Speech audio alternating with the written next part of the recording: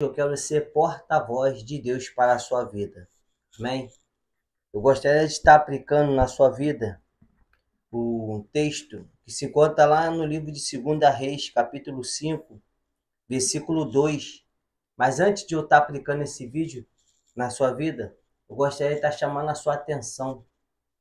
Não tente para a aparência do ser humano, porque debaixo desse trapo, talvez o maior milagre da sua vida, Deus tenha escondido. Porque Deus, verdadeiramente, ele não faz acepção de pessoas. Ele usa tanto grande, tanto pequeno. E às vezes passa muito despercebido na minha e na tua vida. E hoje eu quero aplicar um texto baseado nisso que eu falei para a sua vida. No livro de 2 Reis, capítulo 5, versículo 2, diz assim, ó: E saíram tropa da Síria e da terra de Israel. Levaram preso uma menina que ficou ao serviço da mulher de Naamã.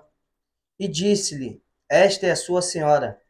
Tomara que o meu senhor estivesse diante do profeta, que está em Samaria, ele restauraria da sua lepra. Então notificou Naamã ao seu senhor, dizendo: Assim, assim falou a menina, que é da terra de Israel. Somente aqui. Chegamos no assunto que eu quero aplicar na tua vida. Você sabe que Naamã, para ser curado, ele teve que dar 7 mergulhos no Rio Jordão, que naquela época era o pior rio daquela região. Pois bem, o profeta tinha orientado Naamã a fazer isso. E tu vê que ele não queria fazer, que ele começa a questionar. Mas um dos seus servos fala: Porventura o profeta não mandou? O que custa você se banhar nessas águas? E ele vai dar o primeiro mergulho, dá o segundo, dá o terceiro, dá o quarto. Quando chega no sétimo, a palavra do Senhor vai dizer que a pele dele fica tão limpa que fica semelhante de uma criança recém-nascida. Oh, meu Deus, eu sinto a tua presença aqui. A pele dele fica igual de uma criança, de tão limpa, de tão purificada que ficou naquelas águas sujas. E aí você começa a imaginar, o profeta de Deus, o homem de Deus orientou ele. E Deus, através da fé de Naamã, através do ato profético do profeta, a cura ali foi aplicada, a cura ali foi, né, bem sucedido. Deus operou o milagre ali na vida de Naamã. Tudo bem. Agora, nós paramos para imaginar. Naamã, ele deu 7 mergulhos no Rio Jordão, o profeta mandou ele mergulhar. Olha o cenário que Deus foi criando. Mas tem coisas aí nesse texto que passa despercebido aos olhos nus, aos nossos olhos. Por quê? Naamã foi curado por causa de quê? Por causa do ato profético que o profeta mandou ele dar 7 mergulhos no Jordão? Naamã foi curado porque ele obedeceu? Ou Naamã foi curado por causa da menina? Lembra da menina que acabamos de ler agora o texto? A palavra do Senhor vai dizer que quando Naamã vence uma batalha, ele traz como despojo de guerra uma menina para ser escrava, para trabalhar para ele dentro da sua casa, para ser serviçal. Olha aí o mistério. Uma menina, uma jovem, escrava, talvez naquela época, talvez dentro da casa de Naamã, a última palavra, a última voz seria dessa menina. Porque dentro da casa de um oficial, porque a Bíblia vai dizer que Naamã era oficial do exército do rei da Síria.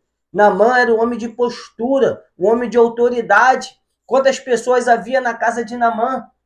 Junto com ele a sua família, a sua esposa, tinha um copeiro, tinha um padeiro, que naquela época era uma grande profissão, tinha um guarda da casa. E aí você começa a imaginar quantas pessoas de autoridade, de patente alta, que vivia na casa de Naamã. Pessoas que quando falava, alguém parava para ouvir. Mas no meio de tudo isso, havia uma menina lá no anonimato. Anamandalavassubicomanassi. Tinha uma menina lá no anonimato, a qual ninguém, dava nada. A qual ninguém, ela não tinha credibilidade porque era uma escrava. E além de ser escrava, a Bíblia vai dizer que ela era uma jovem. E vocês sabem que há preconceito. Talvez um jovem não tenha muito para passar. uma pessoa de autoridade, uma pessoa de postura, uma pessoa mais velha. Mas diz a Bíblia que essa jovem, essa escrava, essa menina, ela abre a boca e vai falar para sua senhora, esposa de Naamã: ah, se o meu senhor estivesse em Samaria, porque lá tem um profeta, e esse profeta curaria o meu senhor de todas as suas lepras. Ah, meu Deus, eu vou entregar esse rolo. Se Naamã talvez não tivesse dado crédito à palavra que Deus colocou na boca do pequenininho, porque é assim, Deus usa o pequenininho. Se você for pegar a Bíblia e for estudar, você vai ver que Deus usou mais gente pequena do que pessoas grandes. Deus aqui, ele não faz acepção de pessoas. Ele usa o grande e usa o pequeno. Mas quando ele quer confundir os sábios, ele vai usar o pequeno. Aquele que não tem possibilidade, é esse que Deus vai usar. E Deus estava usando essa jovem, essa escrava, esse despojo de guerra, que quando as pessoas olhavam não dava nada. Mas debaixo daqueles trapos, a Namandarava subcomanassa, tinha a cura de Naamã. Talvez hoje você deve estar olhando para uma pessoa que não tem credibilidade nenhuma para falar contigo. E talvez Deus está usando essa pessoa que não tem credibilidade nenhuma para falar contigo, para te orientar. Porque essa pessoa que você não acredita, que não tem credibilidade, é essa pessoa que está trazendo a resposta para a tua vida. Porque se Naamã fosse atentar para a aparência daquela jovem, Naamã ia morrer leproso. A Bíblia não ia falar, não ia narrar que ele foi curado. Mas a Bíblia fala que Naamã alcançou a cura através do direcionamento daquela jovem. Eu quero deixar essa palavra para o teu coração. Não desfaste de ninguém. Ouve que o Espírito Santo coloca na boca das pessoas. A palavra do Senhor diz que a gente não temos que julgar o profeta, mas nós temos que analisar a profecia. O que acontece hoje no século 21, 2025, é que as pessoas hoje julgam os profetas, mas não analisam a profecia. Talvez Deus use o menor da casa, como usou com Naamã. Uma jovem, escrava, despojo de guerra, mas com a palavra de cura.